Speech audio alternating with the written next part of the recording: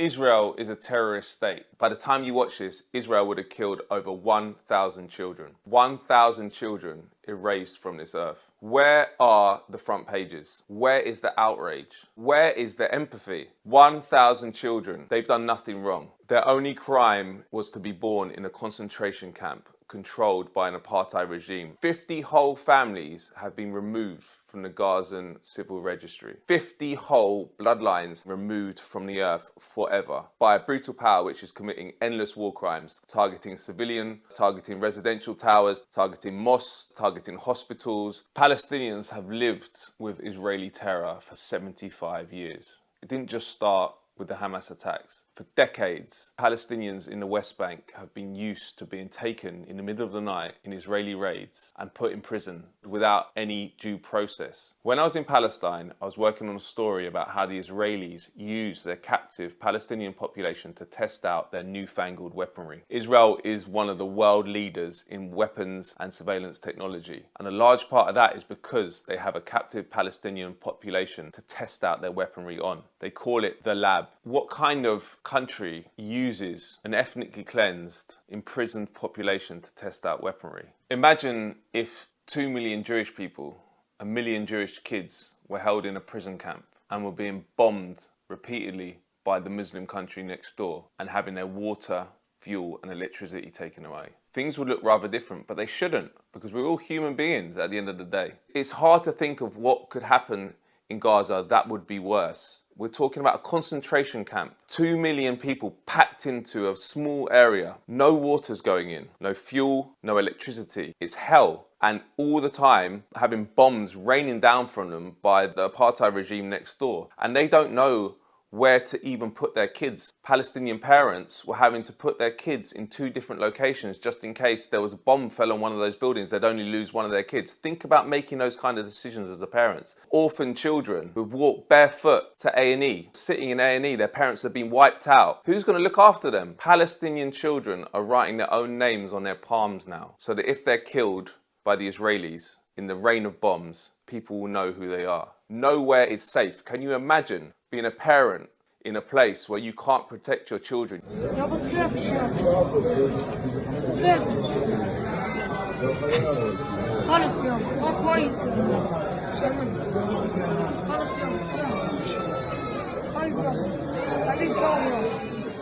Imagine being a parent and not being able to protect your child. And you've done nothing wrong. You aren't Hamas. You didn't kill anyone in Israel. You're an innocent civilian. You should be protected by humanity. But where are we? We failed. We're allowing this to happen. If you ever wondered how historic crimes of great barbarity ever happened, now's your chance to watch in real time. What's the major lesson of the Nazi Holocaust?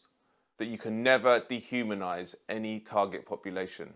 That's how the Nazis did it. They othered the Jewish people. They made them seen as not human. And when you see people as not human, that permits any kind of crime. And that's exactly what we're seeing in Gaza with the Israeli government. The UN have been saying consistently over the last few days that there is a catastrophic crisis, a calamity emerging on the ground. And you are simply saying they're either exaggerating or they're wrong, are you?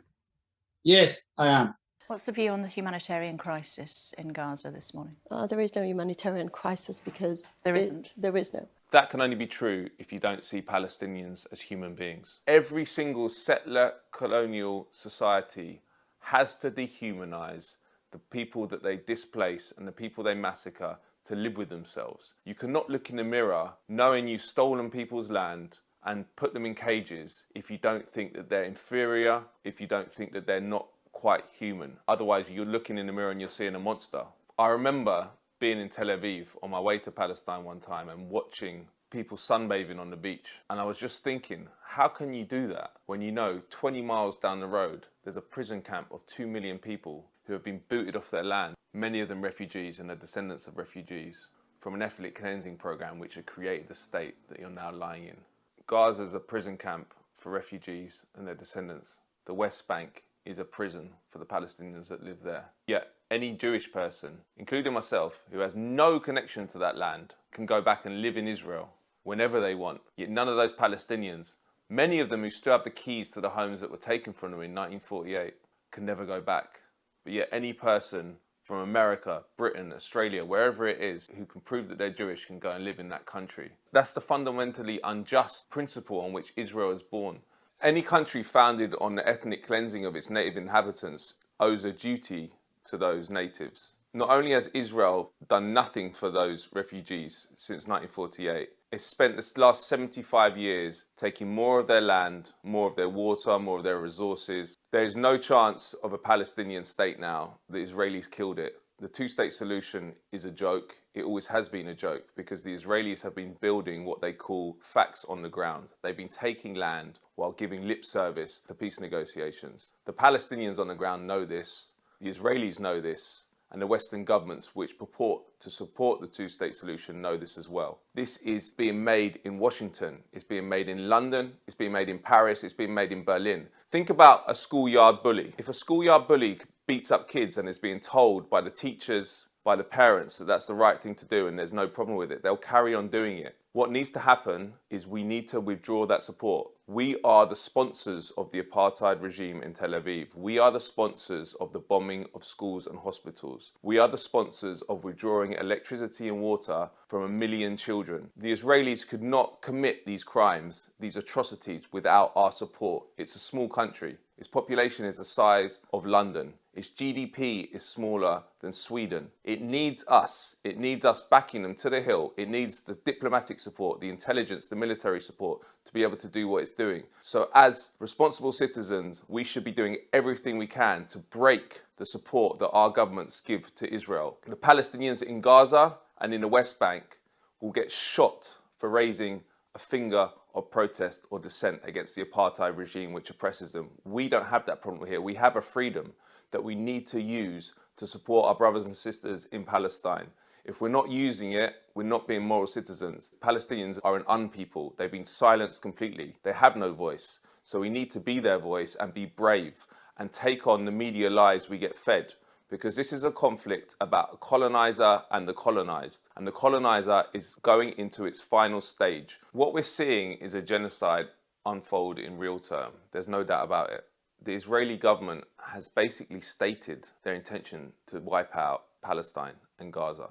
The Israeli defense minister has called Palestinians human animals. Quote, "We will eliminate everything in Gaza." That's genocidal rhetoric, all backed by the West. This fits into a long history of colonial crimes against indigenous people. Going back to the Spanish colonialists wiping out the indigenous population of the Americas, and the British wiping out the indigenous people of North America, putting them on reservations and slinging them a few casinos.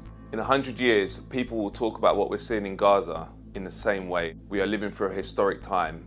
People are going to ask you in future generations what you did to stop the Israeli genocide in Gaza. You need to have an answer. In times of war, truthful information is harder to get than ever. Where the mainstream media will parrot government lines, the independent media will search for the truth. Now more than ever, we need independent media to give us the information the mainstream media is omitting. So if you can, support Double Down News on Patreon and follow Declassified